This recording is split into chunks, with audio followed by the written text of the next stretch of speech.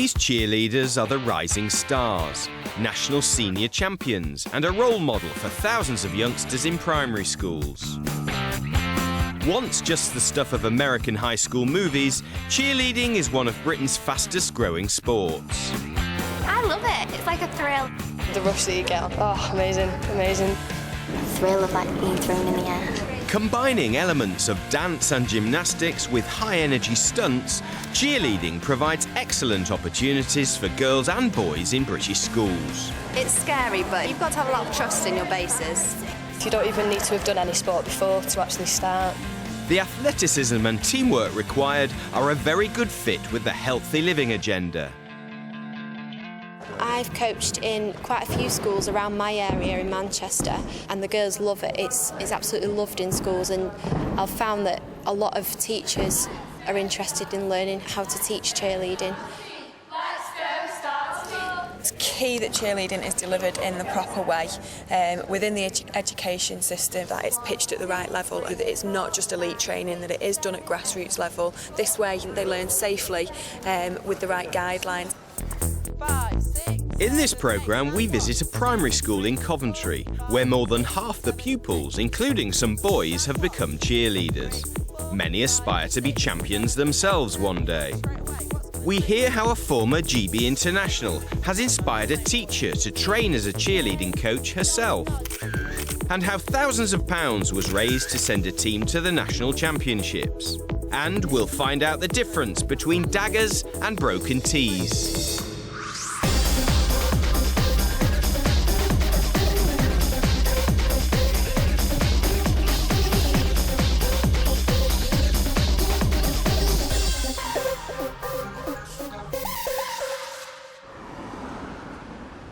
Grangehurst Primary School in Coventry. Cheerleading stunts are being practised. Okay. All right, first action. Chicken in a hen house. Right, Becky, put your bum in the air.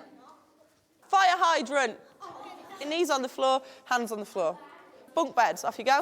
Big person lie on your back. 3 years ago, to find an after-school activity for girls, Grangehurst's head teacher asked cheerleading coach Kim Nerden to set up a club. Now more than 90 children are involved at lunchtimes and in after-school clubs. What started as a bit of fun has led to great success in competitions. Last year, Grangehurst got a 3rd place in the National Cheerleading Championships. Right, when you get to your line, make sure your lines are straight. You know how important your formations are when we get to competition time. Anyone in our school takes part that wants to take part. It doesn't matter what size, what shape. And by offering the clubs free, we've now tripled the number of children that participate in sports in school. It's not a jump, it's a stand, OK? I don't want to see this coming off the floor. You just stand up nice and strong. 8, 7, 6, 5, 4, 3, 2, 1. Better. Half the school now do cheerleading. They don't have to pay a penny to do it. It's all funded through sort of funding that we've sourced as a school. We take them to competitions every year, so they get some self-esteem, and they build new friends from different squads, that sort of thing. So as a school, they've just took it on tenfold. It's the most, I would say, a school's ever done with regards to cheerleading in the entire country. OK, well done, girls. They didn't get that bit right again when they walked forwards and turned into coming through. Kim Nerden's a former member of the GB cheerleading team. Now she's helping teacher Liz Cave become a qualified cheerleading coach herself. Right, girls. You kept going. You made a mistake, but we kept going, so that was really, really good. Turns, nod, nod. So look at Jasmine. She's looking superb there. Good girl. Her hands are right on her hats. Should we give it another go? 5, 6, 7, 8. 1, 2, 3, 4. 5, 6, 7, 8. 1, 2, 3, 4. 5, 6, 7, 8. Kim's obviously very good at what she does, and she choreographs everything superbly. Really our focus is they're so keen to compete. I've not got any dance training or anything, and I suppose somebody looking at you think, oh, I wouldn't be able to do it, but I've just watched Kim and she's given me some tips. And I'm picking up different things now and what to look out for, more technical things, but that's just coming with time, really. 7, 8. They're absolutely superb. They've made me a really proud teacher. Right, so we're just going to walk... PE teacher Liz is taking the UK Cheerleading Association's Level 2 course, which qualifies her to teach basic ground-based cheerleading skills. 7, 8. They're specifically designed for teachers, so all the skills are broken down, so it's easy for them to come on these courses and take the skills away and teach them properly. Here's a beginner's guide to cheerleading. Cheerleading covers 3 main disciplines. Pom dancing is pure entertainment, involving any type of dance routine with pom-poms and chants. It's a great starting point for youngsters in schools. 1, 2, 3, 4, 5, 6, 7, 8. Cheer dance involves a dance routine with cheer arm movements and athletic kicks, splits and leaps. The arm movements are not floaty and lyrical like most dance disciplines, but are very fast, precise and technical. It's a more challenging style for primary school children. High V, please. Go to daggers, candlesticks. High V, right diagonal, left diagonal, broken T, class clap, prayer clap. Cheerleading is the advanced discipline with tumbling and stunts.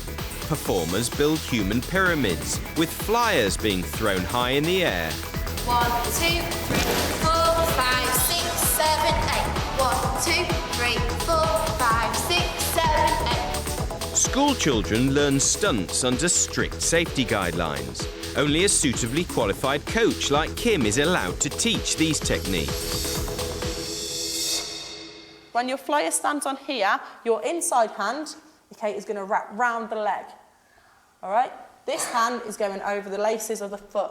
Okay, so when they're standing, you're pulling that leg into your body, nice and tight. When that flyer is stable, okay, the hand that's over the laces is going to go out to a high V position. The kids get hooked on stunting. They'd prefer to do stunt, I think, a lot of the time.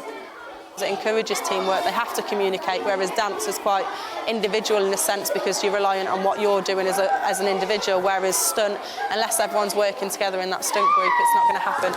Do you know when you step on, yeah, you're supposed to go 1, 2, 3, 4, 5, 6. Okay, ready? 1, 2, down, push. Right, you need to be strong. Push your knee back. Strong. What's it like being up there? Scary.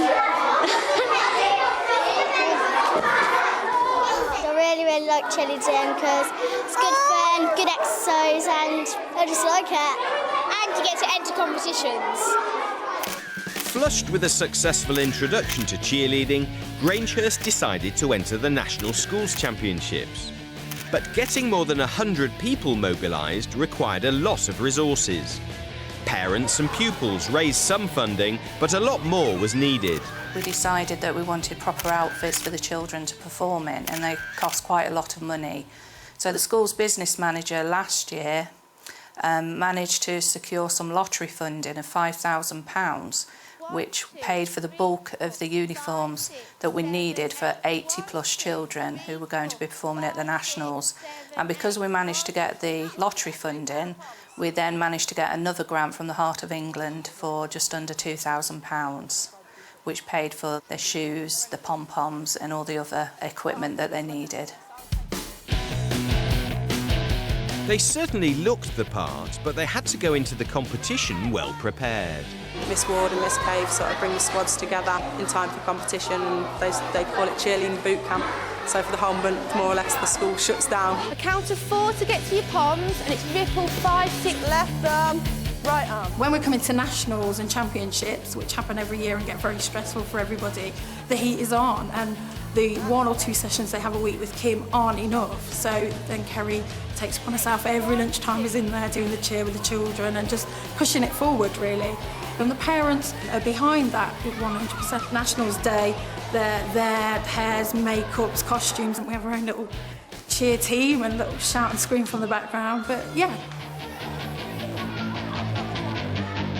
The squad came away from the Nationals with a clutch of prizes, including 3rd place in the pom dancing category. Oh, it was amazing. It was amazing. We were so proud of them to get their awards, to get their trophies. Just for days, weren't they? People were phoning us up, telling us how proud they were of them. It was amazing. The experience that older children picked up appearing at the Nationals is now being used to help coach younger ones who start cheerleading in Year 3.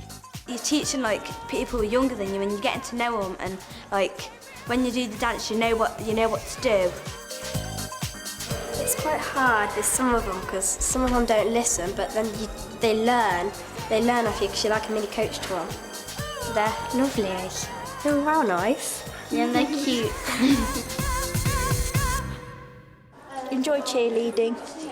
Yeah, she really does enjoy it. She does her moves when she comes home, so I know that she's learnt something. It's really good. Yeah, she's got more coordination and everything now, so it's just made her more happy, actually. I had children that aren't so confident. If you ask them to stand up and perform, they wouldn't like to. But they're part of a big group here. They're all doing the same thing. 5, 6. They don't have to be a dancer. They just need to be able to move. And they soon find their rhythm. Some of them not as quickly as others, but they get there in the end. And you always get someone who's one step behind, but it doesn't matter at all. Back spot. You're essential to keeping that flyer nice and safe.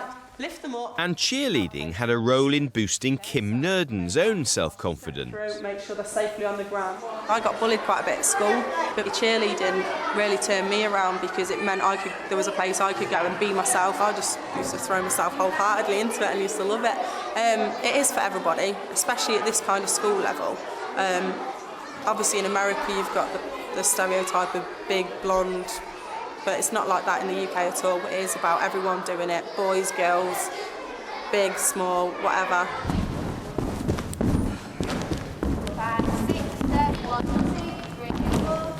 If people came to watch what we actually did, I think they would be surprised and maybe not stereotype the fact that we just jump around with pom-poms in our hand, because that's not what we do. You have to be really strong, really dedicated and quite athletic to be able to do the higher level stuff that we do in our routines.